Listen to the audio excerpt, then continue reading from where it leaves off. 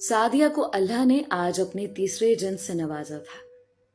सास रुकैया और कयूम को इस दफा बेटे की उम्मीद थी, पर अल्लाह ने ना बेटा दिया और ना ही बेटी। तीसरे जिन्स से नवाजा। रुकैया और कयूम तो सर पकड़कर बैठ गए।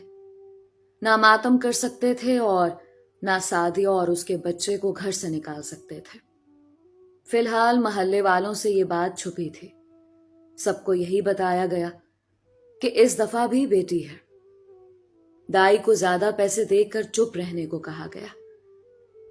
कयूम के पास पहले 2 बेटियां थीं और अब ये बेटियों को तो जैसे तैसे वो बर्दाश्त कर ही लेता, पर ये बच्ची बर्दाश्त न थे। कई दिनों तक रुकैया और कयूम दोनों ही सादिया के कमरे में ना गए। सादिया अकेली ही अपनी बच्ची की देखभाल करती रही। कयूम ने तो देखा तक नहीं था उसे। कयूम ने बहुत बार उस बच्ची को घर से निकालने की कोशिश की, पर सादिया और उसकी दोनों बेटियों ने ये ना करने दिया। 4 साल बाद सास ने कयूम की सबा नामी औरत से दूसरी शादी करवा दी। सबा को जब पता चला रूबी का ताल्लुक तीसरे जिन्स से है, उसने खूब रोला डाला और मुतालबा किया कि उसे घर से निकालो। हालांकि रूबी किसी को कुछ ना कहती, हर वक्त डरी सहमी रहती। सबा ने रूबी के खाने के बर्तन तक अलग करवा दिए। अगर वो नजर आ जाती तो चीखने लगती। कई बार जूता उठाकर मारती। ना जाने कितनी बार रूबी अपनी दादी के हाथों पीट चुकी थी। कयूम ने तो सादिया को साफ कह दिया था, जब घर आऊं तो इस मनहूस को कमरे में बंद कर दिया करो, नहीं तो जान से मार दूंगा।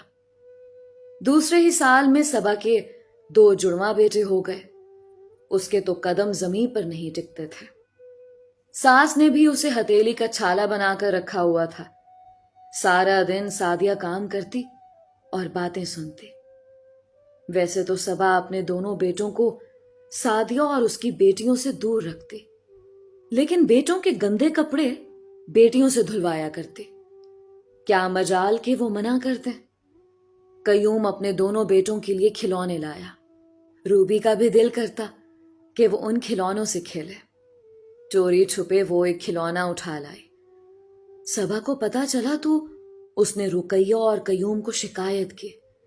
सजा के तौर पर रूबी को पूरा दिन स्टोर रूम में बंद कर दिया। सादिया और उसकी बेटियां रोती रहीं, पर किसी ने एक ना सुनी।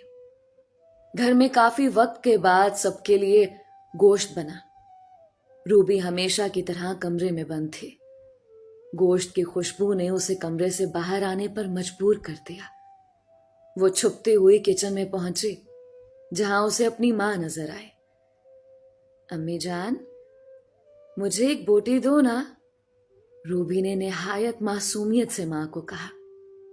अरे मेरी लाडली, तू यहां क्यों आई? जा कमरे में बैठ, मैं वहां भेजती हूं तुम्हें।